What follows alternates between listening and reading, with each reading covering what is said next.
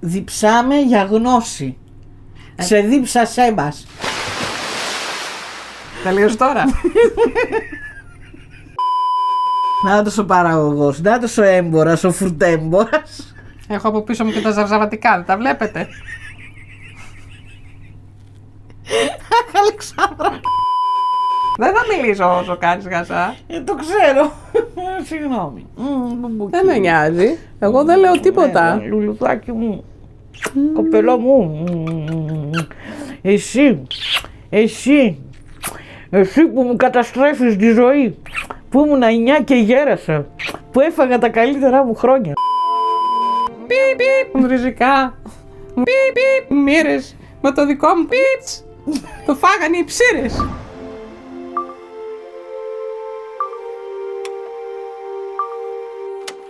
Καλημέρα, καλησπέρα, γεια σας. Και καλώς ήρθατε σε ένα ακόμα Cook and Talk.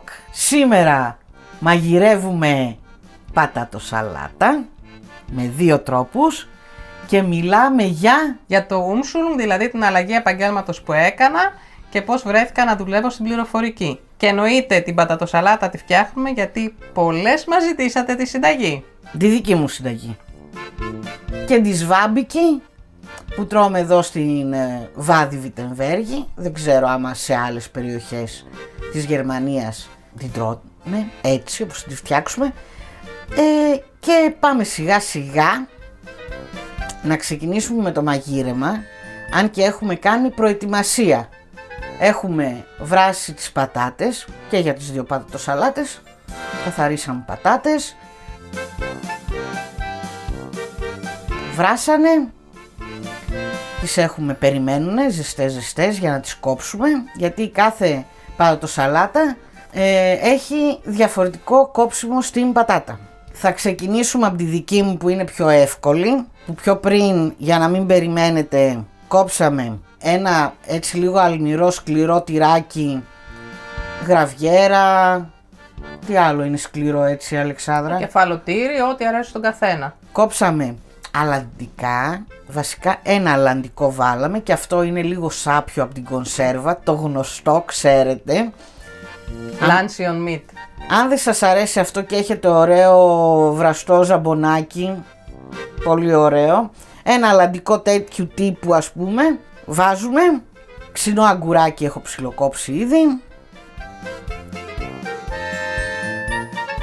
Και καλαμπόκι έχω βάλει. Και περιμένουμε τώρα, θα κόψουμε τις πατάτες για να συνεχίσουμε από εκεί και πέρα. Οι πατάτες είπαμε είναι βρασμένες και θα αρχίσουμε.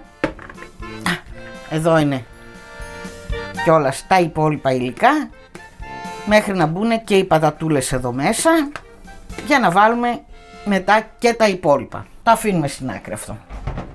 Αλεξανδρούλα, μέχρι να κόψω εγώ πατατούλες, η κάμερα δική σου. Πώς έφτασε η Αλεξάνδρα να δουλεύει στην πληροφορική και μάλιστα το μεγαλύτερο κομμάτι της εργασίας από το σπίτι. Αρχικά να πάμε λίγο πίσω, όταν ήμουν 16 χρονών, που ανακάλυψα την αγάπη μου για την τεχνολογία. Τελειώνοντας όμως το σχολείο πιο μετά, στα 19 μου, λόγω ότι εκείνη την εποχή ακόμα η πληροφορική δεν ήταν τόσο διαδεδομένη, δεν πήγε το μυαλό μου ποτέ να σπουδάσω πληροφορική ή οτιδήποτε άλλο, οπότε ακολούθησα το δρόμο που μου δείχνανε οι δικοί μου, που τότε λόγω κάποιων οικογενειακών επιχειρήσεων ήταν τα οικονομικά. Βέβαια επειδή δεν ήθελα να ξοδέψω 5 χρόνια στο πανεπιστήμιο, γιατί δεν ήμουν τόσο φαν των οικονομικών, πήγα και σπούδασα, ή να το πούμε αλλιώς, έκανα εκπαίδευση Ausbildung στη Γερμανία πάνω στο τραπεζικό εμπόριο. Ως Bankkauffrau, για όσους είστε από εδώ.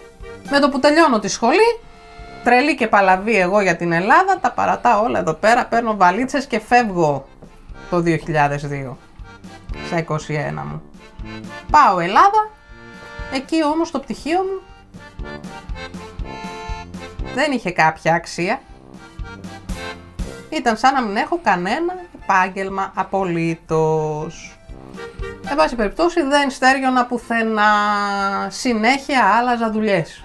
Μια εδώ, μια εκεί, μια εδώ, μια εκεί. Φτάνουμε στο 2014, έρχομαι Γερμανία, να όμως που 12 χρόνια εγώ δεν είχα εξασκήσει το επάγγελμα που έμαθα πάνω στην τράπεζα. Οπότε για άλλη μία φορά ήταν σαν να μην είχα επάγγελμα. Δεν είχε καμία αξία το πτυχίο μου. Οπότε και εδώ πέρα ξανά μάνα. Και λόγω της κατάστασης εδώ πέρα με τις εταιρείες της έβρεσης εργασίας, τις λεγόμενες Zeitarbeit, Personal, firma και ούτω καθεξής, πάλι άλλαζα τις δουλειές. Σαν τα μπλουζάκια και τα πουκάμισα ή ό,τι θέλει ο καθένας να πει σε αυτή την περίπτωση. Και πήγαινα από εδώ, από εκεί. Από εδώ, από εκεί, από εδώ, από εκεί, μέχρι που κατέληξα σε μία δουλειά στο αεροδρόμιο, όπου περνούσα πολύ καλά, αλλά για πολλούς και διάφορους λόγους δεν θα έμενα εκεί για πάντα. Κόψαμε τις πατατούλες τετραγωνάκια, γιατί και όλα τα άλλα τα υλικά μέσα είναι σε τετραγωνάκια, και πάνω κάτω κοιτάμε να έχουν όλα το ίδιο μέγεθος, ώστε όταν έρχεται στο κουτάλι να έρχονται όλα στο κουτάλι, η μπουκιά να είναι ωραία ολοκληρωμένη. Λοιπόν, κυρία Αλεξά, κρατήστε σας παρακαλώ τις πατάτες αυτές για μετά και βάζουμε τις πατατούλες μέσα. Φυσικά όλες τις πατάτες τις βράσαμε σε καλά αλατισμένο νερό, παιδιά, γιατί άμα την πατάτα δεν τη βράσεις, δεν πάρει γεύση στο βράσιμο, μετά όσο αλάτι και να ρίξεις δεν νοστιμεύει, για μένα. Άλλοι θα σου πούνε οκ, βάζω μετά και είμαι εντάξει. Μη ρίχνεις, Αντιγόνη, τις πατάτες είναι πολύτιμες. Μη τις ρίχνεις έξω, δεν θέλουμε να χάσουμε καμία.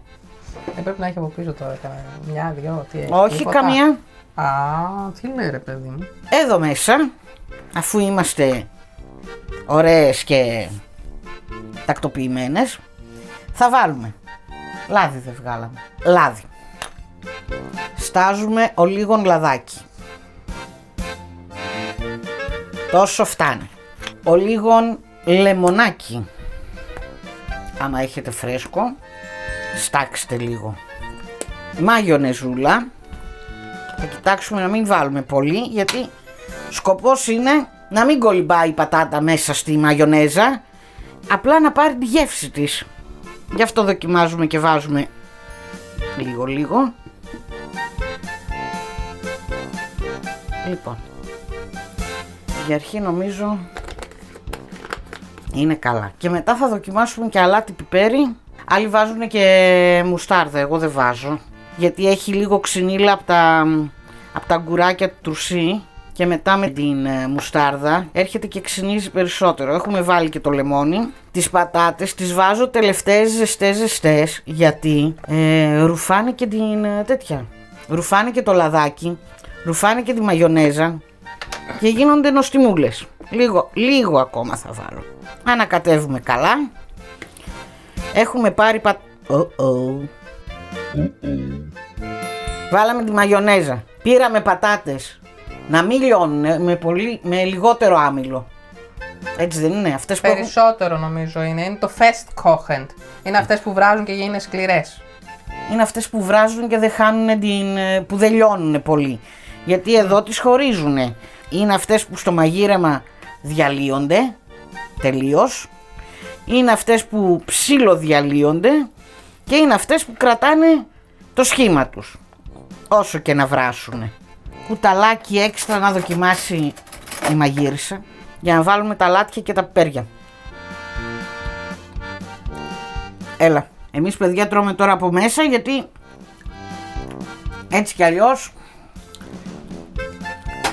εμείς θα το φάμε, δεν το κερνάμε πουθενά. Λοιπόν, ελαφρώς λίγο αλατάκι. Ναι, γιατί έχει και τη γραβιέρα. Λίγο. Και θέλει και φρεσκό τριμμένο πιπεράκι.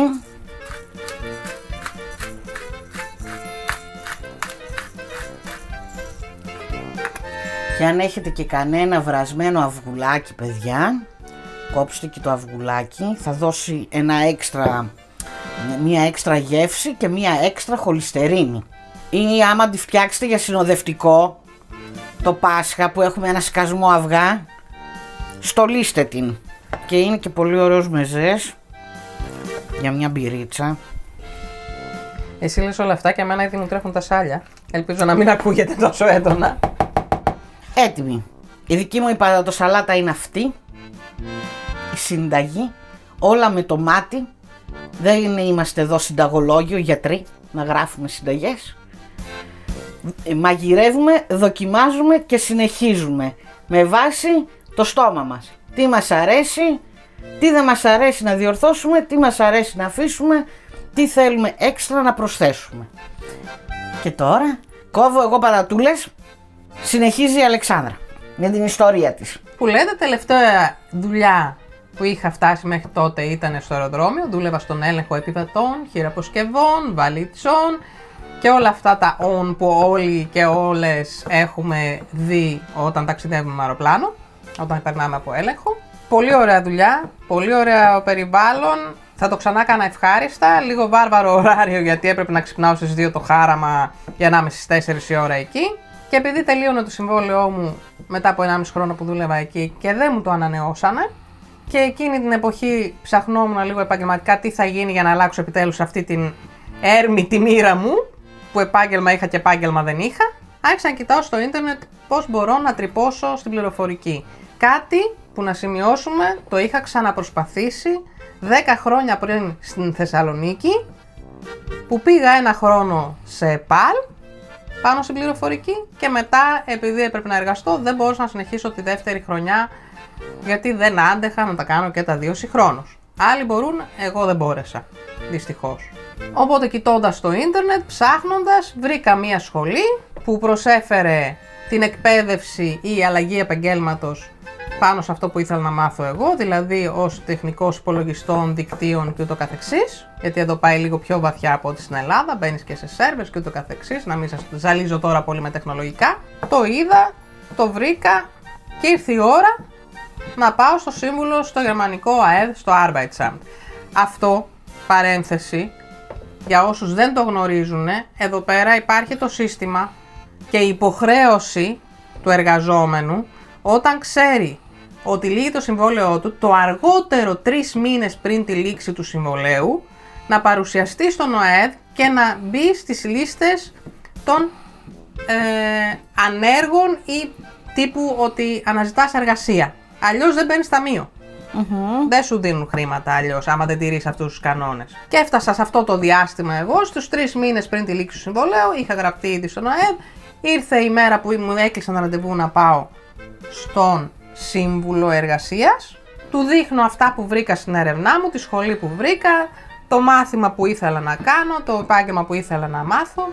Για καλή μου τύχη, η πληροφορική ακόμα έχει πολλή ζήτηση στη Γερμανία, οπότε με συνοπτικές διαδικασίες και με μεγάλη χαρά και ευχαρίστηση ο σύμβουλος μου έκανε το αίτημά μου δεκτό και μου είπε ότι μπορώ να κάνω αυτή την αλλαγή επαγγέλματος και κάτι που δεν το ήξερα, μέσω αυτού πήρε παράταση το Ταμείο Ανεργίας μου, βέβαια μειώθηκε λίγο το ποσό και από εκεί που θα έπαιρνα Ταμείο Ανεργίας για 1 χρόνο, πήρα σχεδόν 2,5 χρόνια. Συν το ότι μου πλήρωσαν τη σχολή που έκανε σχεδόν 30.000 ευρώ. Δεν είναι λίγα, έτσι, γιατί ήταν ιδιωτική σχολή, συν τα μεταφορικά και συν ό,τι άλλα έξοδα είχα, υλικά και το καθεξής για τη σχολή. Δηλαδή, δόξα τω Θεώ, σε αυτό το σύστημα εδώ στη Γερμανία δεν μπορούμε να πούμε κουβέντα. Σε βοηθάνε από όλες τις πλευρές. Δεν σε αφήνουν έτσι. Αρκεί να δείχνεις και εσύ ότι θέλεις να χάνεις τις πατάτες σου. Η δεύτερη πατάτα μείον. Αρκεί να δείχνεις ότι έχεις θέληση και ότι δεν τους κοροϊδεύεις, ρε παιδί μου, και ότι δεν πας για τα λεφτά. Ναι, εγώ πρώτα απ' όλα δεν ήξερα ότι θα πάρει παράταση στο ταμείο μου. Το μόνο που ρώτησα τον σύμβουλο, το λέω ωραία. 2 χρόνια είναι η εκπαίδευση. Τον πρώτο χρόνο παίρνω ταμείο. Το δεύτερο χρόνο τι κάνω? Και μου λέει, τι 1 χρόνο παίρνεις ταμείο? Όχι. Παίρνεις μέχρι να πάρεις το πτυχίο, παίρνεις ταμείο. Μέχρι να τελειώσει η σχολή σου. Λαδάκι για την κατσαρόλα. Αυτή η συνταγή την βρήκαμε στο ίντερνετ, αλλά και αυτή όλα με το μάτι τα έγραφε. Οπότε, παιδιά, ο Θεός μαζί μας. Λοιπόν, βάζουμε το κρεμμυδάκι και περιμένουμε να τσιγαριστεί. Αρκεί να το βάλω και μέσα στην κατσαρόλα και δεν το πάω σε άλλες πολιτείες μαγικές. Να ρωτήσω? Ναι, βεβαίως. Το Umschulung είναι εκπαίδευση για ανθρώπους που είναι μεγαλύτεροι σε ηλικία και θέλουν να κάνουν αλλαγή επαγγέλματος, ή μπορεί να το κάνει και κάποιος μικρότερος? Όλοι μπορούν να το κάνουν. Εμείς είχαμε στο τμήμα μας, στη σχολή εκεί, στη φουρνιά δηλαδή που ξεκίνησε μαζί μου, είχαμε άτομα από 22 χρονών, 21-22 χρονών, μέχρι 60. Να ρωτήσω και κάτι άλλο. Κάποιος στην ηλικία τη δικιά σου, 40 χρονών, 30 χρονών ας πούμε. Εγώ 40 ήμουν όταν πήγα στη σχολή, έτσι. Ναι. Δεν ήμουν μπέμπα. Τώρα πρόσφατα τελείωσα. Δεν έχω πολλά χρόνια. Ναι, αλλά εσύ σε αυτή την ηλικία ή στα 30 ας πούμε, δεν θα μπορούσες να κάνεις Κανονική εκπαίδευση. ναι, Ausbildung. το Ausbildung. Ναι, γιατί το έψαξα και αυτό μερικά χρόνια πριν πάω στο αεροδρόμιο, το έψαξα. Αλλά λόγω ηλικίας δεν με παίρνανε για Ausbildung, παίρναν μόνο μέχρι 25 χρονών max. Ενώ στο Umschulung δεν έχεις θέμα ηλικίας, πας στη σχολή και εφόσον σε δεχτούνε, που σε δέχονται, έτσι, εκτός άμα δεν σκαμπάζεις τίποτα από αυτό που θες να μάθεις, εντελώς εκτός τόπου και χρόνου, αλλά κατά κανόνα σε δέχονται. Δηλαδή και οι εισαγωγικές εξετάσεις που έδωσα ήταν ok. Τα γκουγκλάρεις κιόλας, γιατί το συμπληρώνεις σπίτι σου το χαρτί. Δεν είναι θέμα αυτό. Βρε, δεν τρέπεσαι. Λες τέτοια πράγματα. Να φανταστείτε, είχαμε και άτομα που δεν ξέρανε καλά από πού ανοίγει ο υπολογιστής. Ναι, Όπως και στο ΕΠΑΛ στην Ελλάδα, αλλά εδώ φαίνονταν πιο έντονα. ναι, αλλά το θέμα είναι ότι άσχετα δεν χρειάζεται να ξέρεις. Υποτίθεται πηγαίνεις για να μάθεις. Σωστά. Ναι, αλλά για να πας να κάνεις αυτό το Umschulung, δεν πας με το δεν ξέρω τίποτα deep και πάω από το 0. Πρέπει να έχεις μια πρώτη αντίληψη, κάποιες βασικές γνώσεις. Ναι, βρε πουλάκι μου, αλλά εγώ θέλω να αλλάξω επάγγελμα. Έτσι. Ναι. Και μου αρέσει η πληροφορική. Οκ. Γιατί να με αποκλείεις, δηλαδή, επειδή δεν ξέρω κάποια βασικά. Θα τα μάθω εκεί. Άμα ξ' αρέσει η πληροφορική, ξέρεις κάποια βασικά. Ναι, ρε Αλεξά, η βασική προϋπόθεση είναι ότι πάω να μάθω το επάγγελμα που μου αρέσει. Ναι. Αυτό, οπότε δεν θα πας εσύ να γίνεις μάγειρας, αγάπη μου, όταν δεν ξέρεις να ξεχωρίσεις το μαχαίρι της μπριζόλας από το μαχαίρι του βουτύρου. Ναι. Ωραία. Ισχύει. Κάτσε γιατί τα κάψα. Ωραία. Οπότε- Κοίτα τη μαγειρική σου. Ούτε εγώ θα πάω για μάγειρας. Ωραία. Θες λίγο να κάνεις εκείνο, μήπως άμα είμαστε και τα δύο μαζί μπερδεύεσαι. Κάτσε. Δεν πειράζει. Ας πάρουν λίγο χρώμα παραπάνω. Θα έχει μια πιο ωραία Όπως και να έχει, Umschulung μπορεί να κάνει ο καθένας. Υποτίθεται πας όταν έχεις ήδη κάποιο πτυχίο στο παρελθόν σου, στο ενεργητικό σου ας πούμε, το οποίο δεν μπορείς πλέον να το εξασκήσεις, αλλά υπήρχαν και άτομα που δεν είχαν κανένα πτυχίο και απλά είχαν εμπειρία εργασίας πολυετή. Γενικώς πας όταν δεν έχεις πλέον κάποιο επάγγελμα που να μετράει στην αγορά εργασίας, για να έχεις πλέον κάτι πιο επίκαιρο. Να σε ρωτήσω κάτι. Τώρα μια νοικοκυρά, έτσι. Πες εγώ. Δεν έχω κανένα πτυχίο. Παντρεύτηκα, έκανα τα παιδιά μου. Δεν πήγα να σπουδάσω, ας πούμε. Μετά το Λύκειο. Κάτσε να τα αφήσω εδώ στην άκρη. Πες ότι μετά το Λύκειο εγώ παντρεύτηκα. Ναι. Έτσι, και δεν πήγα να σπουδάσω. Ναι. Έκανα τα παιδιά μου. Μεγάλωσα τα παιδιά μου, μεγάλωσα τον άντρα μου, τη γυναίκα μου, τι έχω τέλος πάντων. Σκυλιά, γατιά και τα τρία αυτά. Και στα 30 και στα 40 μου που έχουν ξεμπεμπεδιάσει τα παιδιά μου, αποφασίζω ότι θέλω να μάθω ένα επάγγελμα. Δεν μπορώ να κάνω Umschulung. Πρέπει να πάω να κάνω Ausbildung που δεν θα με πάρουνε. Κανονικά, άμα το πάμε κατά τη σειρά των πραγμάτων, θα έπρεπε να κάνεις Ausbildung που δεν πρόκειται να σε πάρουν σε αυτήν την ηλικία. Οπότε μετά μπαίνεις στην σειρά για Umschulung. Αλλά και σε αυτή την περίπτωση πάλι πας γράφεσαι στο Arbeitsamt, στο ΝΟΕΔ το γερμανικό, για να δείξεις ότι ναι, εγώ ενεργά γι' αυτό και αυτό το λόγο πλέον ψάχνω για δουλειά. Και βασικά στο Arbeitsamt δεν πας, πας μετά στο δεύτερο ΟΑΕΔ, στο Job Center, γιατί δεν έχεις δουλέψει στο παρελθόν ώστε να δικαιούσε το πρώτο κύριο ταμείο ενεργείας. Ναι, οκ. Πας στο δεύτερο, το βοήθημα και ούτω καθεξής, με κάποιους κανονισμούς που υπάρχουν και λες εγώ παιδιά ψάχνω δουλειά τώρα. Τώρα, εδώ στα υπέροχα κρεμμυδάκια μας θα προσθέσουμε Πρόσοχη, έρχομαι. ζωμό, εγώ βάζω βοδινό. Κύβο έχω διαλύσει μέσα σε ζεστό νεράκι, ένα ποτήρι του νερού, σχεδόν, τόσο πρέπει να είναι. Με μισό σχεδόν κύβο. Έκανες τα κρεμμύδια. Βάζεις το ζωμό, το αφήνεις να πάρει μια βράση, το παίρνεις από το μάτι, μετά βάζεις μουστάρδα, ξύδι, αλάτι, πιπέρι, ζάχαρη, τα ανακατεύεις. Και μετά βάζεις τις πατάτες να ρουφήξουν μια ώρα και στο τέλος όταν τελειώσουν και αυτά, ξαναβάζεις λαδάκι, αλάτι, πιπέρι για την πατατοσαλάτα. Οπότε βάζουμε το ζωμό. Σταμάτα να τρώσεις πατάτες για τη σαλάτα, αλλιώς δώσε και σε μένα. Νόστιμο είναι. Στόπ όμως τώρα, γιατί δεν θα έχουμε πατάτες για τη σαλάτα μετά. Δώσε πατάτα στην Αντιγόνη. Πατατούλες για πάντα. Η σκουπαλού να ρουφάει τα πάντα από μακριά.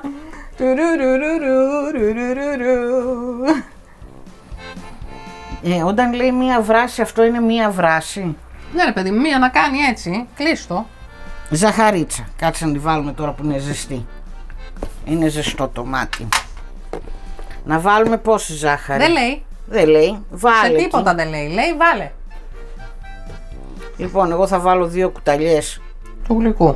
Μη σου πω 3, γιατί θα μπει και το ξύδι. 2,5 του γλυκού. Κάνουμε παζάρια. Τώρα ό,τι γίνει. Τα βρήκαμε στα μισά. Ναι. Λοιπόν, ένα αυτό. Κουτάλις. Κουτάλις για να βάλουμε ξύδι. Αφού βάλαμε 2,5 ζάχαρη, λέω να βάλω 3 ξύδι. Καλή αναλογία. Τη σούπας. Τη σούπας. Ναι, γιατί το άλλο ήταν του γλυκού. Μην μπερδεύουμε εδώ τα παιδιά. Άντε και λίγο ακόμα. 3,5 προς 4 βάλαμε. Ναι, βάλαμε, λέει, να σημειώσουμε για το ξύδι, λέει λευκό ξύδι ή μιλόξιδο. Εμείς πήραμε μιλόξιδο, δεν βρήκαμε από λευκό κρασί. Και θα βάλουμε και μια κουταλιά της σούπας, υπολογίζω ότι είναι, μουστάρδα. Ναι. Τι κάνεις παιδί μου? Ποιοτικό έλεγχο. Ναι. Να διαλυθεί όμως θέλει. Δεν είναι άσχημο. Ωραία μυρίζει. Ωραία μυρίζει γιατί μυρίζει ο κύβος. Το ξύδι εμένα μου για το μιλόξιδο. Αλλά εμένα μου αρέσει το ξύδι. Γενικώς, οπότε μυρίζει ωραία για μένα.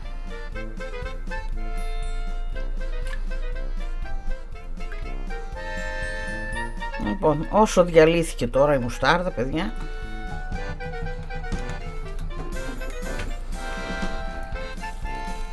βάζουμε και αυτό στην άκρη και αρχίζουμε.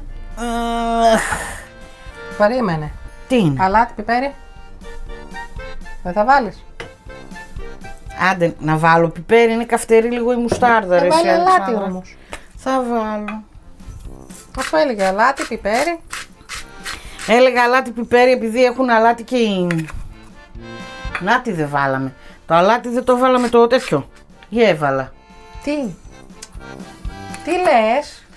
Ο κύβος είναι αλμυρός από μόνος του. Είναι ο κύβος. Ναι. Ωραία. Μην τι αλάτι. Γι' αυτό έλεγα να μην βάλω αλάτι. Εντάξει. Τώρα, Αλεξάνδρα, άμα γίνει αλμυρό, θα πιούμε παραπάνω μπύρα. Πες το κι έτσι. Λοιπόν. Λες να έγινε πολύ ο ζωμός και δεν να νομίζω. είναι λίγη η πατάτα. Δεν νομίζω. Και εγώ δεν θα νομίζω. ρουφήξουνε. Μακάρι. Πόσα κιλά πατάτα πήραμε? 1,5. Α, μόνο. Ναι. Εντάξει ρε. Πολύ είναι ο ζωμός. Αυτό είναι το μισό. Ή πόσο κράτησες? Ναι, μισές πατάτες. Πες, είναι γύρω στα 750 γραμμάρια, 5 πάνω 5 κάτω του κιλού. Ήθελε πιο πολύ. Πατάτα. Ναι. Εντάξει. Είναι πρώτη φορά που το δοκιμάζουμε. Παθαίνοντας και μαθαίνοντας. Και κάτσε να δούμε. Είπαμε θα ρουφήξουν και οι πατάτες, Δεν είναι πολύ. Εγώ νομίζω είναι μια χαρά. Δεν νομίζω να ρουφήξουν τόσο πολύ. Πάντως άμα ρουφήξουν θα είναι τίνγκα αλμυρές. Σκέψου ότι τα αφήνεις 1 ώρα. Οπότε 1 ώρα πολλά μπορούν να συμβούν.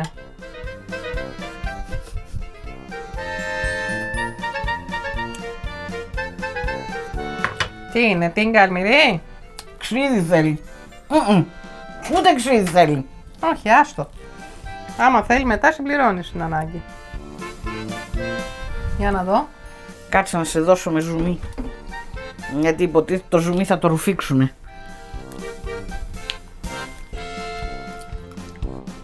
Original. Echt. Ναι, Οκ.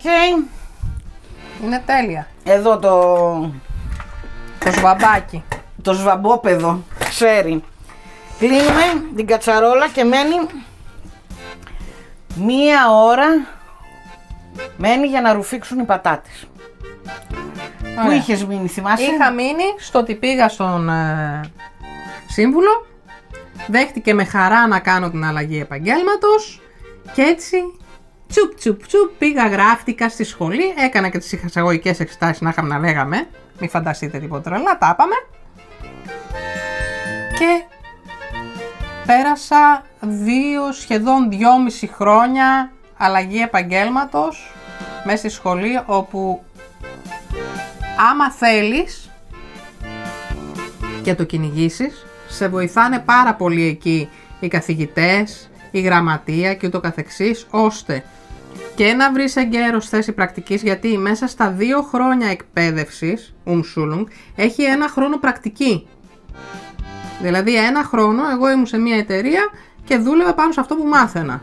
Η διαφορά Ausbildung με Umschulung, ναι, εκτός της ηλικίας, είναι και για άτομα που δεν μπορούν να βρουν θέση Ausbildung, γιατί μπορεί να είναι ο άλλος 20 χρονών, αλλά να μην έχει τα πτυχία, τα πολιτήρια, τους βαθμούς που χρειάζεται για να μπει σε μια εταιρεία απευθείας για να του κάνει εκπαίδευση η εταιρεία να το πληρώσει. Οπότε πάει μέσω του ΟΕΔ ή του Job Center ή του Arbeitsamt, ανάλογα την περίπτωση. Okay.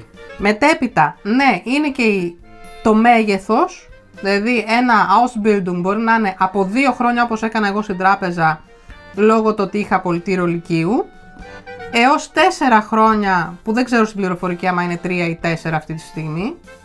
Δηλαδή ανάλογα το επάγγελμα είναι 2, 3, 4 χρόνια το Ausbildung. Το Umschulung είναι στάνταρ στα 2 χρόνια. Και η άλλη διαφορά είναι ότι στο Umschulung από τα 2 χρόνια τον 1 χρόνο σχεδόν σερί είσαι σε πρακτική, ενώ στο Ausbildung καθ' όλη τη διάρκεια της εκπαίδευσης, από την πρώτη μέχρι την τελευταία μέρα, είσαι εναλλάξ στη σχολή ή στη δουλειά, στην πρακτική δηλαδή, και ανάλογα την εταιρεία μπορεί να έχεις και ενδοεταιρικά σεμινάρια όπως είχα εγώ στην τράπεζα. Και πέραν αυτού, ουσιαστικά, συμβόλαιο όταν κάνεις Ausbildung κλείνεις με μια εταιρεία. Δηλαδή με την εταιρεία που δουλεύεις, που εργάζεσαι. Είναι κανονική εργασία το Ausbildung. Okay. Ενώ στο Umschulung εργοδότη σου, ουσιαστικά, το τύπου τρόπον την συμβόλαιο, ναι μεν υπογράφεις στη σχολή, αλλά ο εργοδότης σου είναι ο ΟΕΔ. Εκτός αν το πληρώνεις από την τσέπη σου, γίνεται και αυτό. Δίπλα από την πατατοσαλάτα σήμερα εμείς έχουμε πάρει κοτοπουλάκι, φτερούγες και μπουτάκια, έτσι λίγο πικάντικα τα πήραμε, ξέρετε, έτοιμα. Και όσο οι πατατούλες μας εδώ ρουφάνε το ζουμάκι το ωραίο, θα βάλουμε να ψηθούν τα κοτοπουλάκια και η Αλεξάνδρα θα συνεχίσει την ιστορία της. Αλεξάνδρα, δίδαξε. Ακόμα και η αναζήτηση πρακτικής είναι όπως όταν ψάχνεις για δουλειά. Κάνεις κανονικά Bewerbung, έτοιμα εργασίας και ούτω καθεξής. Δηλαδή ψάχνεις κανονικά μια θέση εργασίας για να κάνεις την πρακτική σου. Bewerbung τι είναι, κυρία μου? Είπα έτοιμα εργασίας. Έχεις και βιογραφικό όμως μαζί.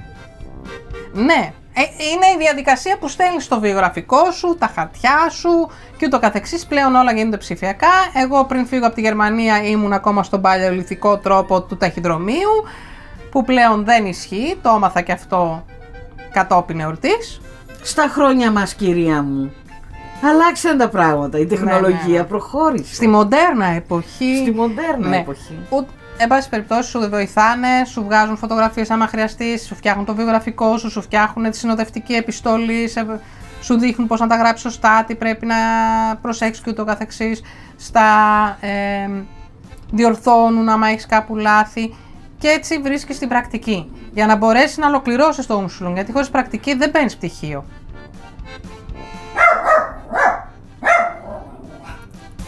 Διακοπή για διαφημίσεις. Λούνα! Έλα Λούνα, συνεχίζουμε το κανονικό μας πρόγραμμα. Καλώς τα παιδιά. Είναι η ώρα. Είναι τα παιδιά που εδώ και πόση ώρα φωνάζουν, θέλουν να φάνε. Κάποια στιγμή θα φάνε. Μαζί με εμάς. Αφού βρεις την πρακτική σου και φτάσεις στην ώρα του πτυχίου, σε βοηθάνε και στην πτυχιακή. Στη δική μου περίπτωση δεν πολύ βοηθήσαν βασικά βοηθήσαν οι καθηγητές, αλλά εξεταστές για κάποιο λόγο όλα αυτά που είπανε 3 καθηγητές που με βοήθησαν και γράψαμε στην πτυχιακή δεν τους άρεσαν. Εγώ πάντως το πτυχίο μου το πήρα. Με τούτα και με εκείνα σε βοηθάνε μετά και να βρεις και θέση εργασίας πριν τελειώσεις το πτυχίο, εφόσον δεν θες να έχεις κενό όπως έγινε στη δική μου περίπτωση. Να φανταστείτε, εγώ υπέγραψα το συμβόλαιο εργασίας μου στην εταιρεία που είμαι ακόμα μέχρι και σήμερα, Οκτώβρη μήνα, και ξεκίνησα Φλεβάρι να δουλεύω. Ναι. Γιατί το Γενάρη είχαμε τις τελευταίες προφορικές εξετάσεις. Ναι, έκλεισες βασικά τη δουλειά ήδη και σε περίμενα να πάρεις το πτυχίο σου. Ναι. Βέβαια μου είχε πει ο προϊστάμενος μου ότι άμα ήθελα μπορούσα από εξ αρχής να ξεκινήσω να δουλεύω και παράλληλα να κάνω και την Umschulung. Εγώ επέλεξα να μην κάνω 2 πράγματα μαζί, γιατί στα 40 πλέον δεν είχα το μυαλό, ούτε το έχω άλλο, να κάνω 2 πράγματα συγχρόνως και να τα κάνω το ίδιο καλά. Και έτσι πήρα το πτυχίο, τελείωσαν οι εξετάσεις, είχα βρει τη θέση εργασίας και πλέον πάνω από 2,5 χρόνια εργάζομαι στην πληροφορική, σε αυτήν την εταιρεία που είμαι από τότε και τις περισσότερες μέρες δουλεύω από το σπίτι. Συγχαρητήρια Αλεξάνδρα. Συγχαρητήρια και σε σένα που με ανέχτηκες στην εκπαίδευση. Εγώ έκανα επένδυση, κορίτσι μου, δεν το κατάλαβες. Επένδυσα σε σένα. Εντάξει. Έτσι λέμε για να νιώθει καλά. Εγώ νιώθω πολύ καλά. Κάνω το επάγγελμα που μου άρεσε πάντα. Δουλεύω ευχάριστα. Ο μισθός στην πληροφορική, δόξα τω Θεώ, είναι αρκετά καλός. Ναι, πλούσιος δεν γίνεται κανείς, αλλά είναι πολύ καλύτερος από ένα βασικό μισθό του εργοστασίου. Δεν μιλάμε για μισθούς και λεφτά, απλά μιλάμε, Αλεξάνδρα, αυτή τη φορά, αν κάποιος θέλει να κάνει μια αλλαγή επαγγέλματος, με ποιον τρόπο μπορεί να το κάνει. Βεβαίως. Και για να θες να αλλάξεις επάγγελμα σημαίνει ότι το προηγούμενο σου επάγγελμα ή δεν έχει καλά λεφτά και δεν είσαι ικανοποιημένος, ή δεν είναι αυτό που σου αρέσει να κάνεις, άσχετα με τα λεφτά. Ή δεν υπάρχει. Γιατί δεν υπάρχει ουσιαστικά πλέον. Για να σου... Ο κανόνας λέει, πάντα υπάρχουν βέβαια και εξαιρέσεις, ο κανόνας λέει για να σου εγκρίνουν ένα Umschulung πρέπει ουσιαστικά να μην έχεις επάγγελμα. Δηλαδή το επάγγελμα που είχες, όπως ήταν και στη δική μου περίπτωση, να μην ισχύει πλέον. Γιατί δεν το έχεις εξασκήσει, γιατί είναι πολύ παλιό, γιατί οτιδήποτε. Κάνουμε μία παύση, περιμένουμε 30 λεπτά περίπου να γίνουν και τα κοτοπουλάκια. Θα είναι έτοιμη και η πατατοσαλάτα, η ζεστή, και η δικιά μου, η οποία αράζει τώρα στο ψυγείο. Η μία αράζει στην κατσαρόλα και η άλλη αράζει στο ψυγείο. Έχουμε μια ζεστή, μια κρύα. Οπότε περιμένουμε τα κοτοπουλάκια μας και καθόμαστε να δοκιμάσουμε. A few minutes later. Οι πατάτες, η πατατοσαλάτα, η σβάμπικη ρούφηξε τόσο όσο για να γίνει και ζουμερή και νόστιμη και όχι μπλουμ. Και να καραμελώσουν οι πατατούλες. Για του λόγου του αληθές. Η σβάμπικη ταιριάζει πολύ ωραία και με σνιτσελάκι από δίπλα. Και ζώζε. Και με ψητό. Γενικότερα με ό,τι κρεατάκι σας αρέσει. Εμείς σήμερα το συνδυάζουμε με κοτοπουλάκι και μπυρίτσα, γιατί είμαστε στη Γερμανίτσα. Γιατί μπυρίτσα χωρίς Γερμανίτσα. Βασικά γερμανίτσα χωρίς μπυρίτσα δεν γίνεται. Ναι. Το μόνο βασικό που έχω να προσθέσω, παιδιά, πρώτα απ' όλα αυτό ήταν η δική μου εμπειρία. Δηλαδή πώς το βίωσα εγώ, πώς το έζησα εγώ και το καθεξής. Ελπίζω να λύθηκαν τυχόν απορίες που είχαν κάποιες για άλλες φορές που αναφέρθηκα ότι έκανα Umschulung. Το βασικότερο απ' όλα, το οποίο το είδα σε μένα, γιατί 40 χρονών ξανά έκατσα στο θρανείο, είναι μην αφήσετε ποτέ κανένα και τίποτα να σας σταματήσει για να κάνετε τα όνειρά σας πραγματικότητα. Δεν υπάρχουν όρια σε αυτή τη ζωή. Η ζωή είναι πολύ μικρή για να δεχόμαστε οτιδήποτε λιγότερο από αυτό που μας κάνει ευτυχισμένους και ευτυχισμένες. Και ειδικά όσοι ζείτε στη Γερμανία και σε κάποιες άλλες χώρες που έχουν αυτές τις υποδομές, εκμεταλλευτείτε το, μην αφήνετε ευκαιρίες να πάνε χαμένες και μην καταπιεζόσαστε. Πολύ βασικό. Να κάνετε πράγματα που σας αρέσουν. Όπως εγώ έκανα πατατοσαλάτα σήμερα, που μου αρέσει. Λοιπόν, πάμε για δοκιμή. Για να δοκιμάσω εγώ εδώ την ντόπια.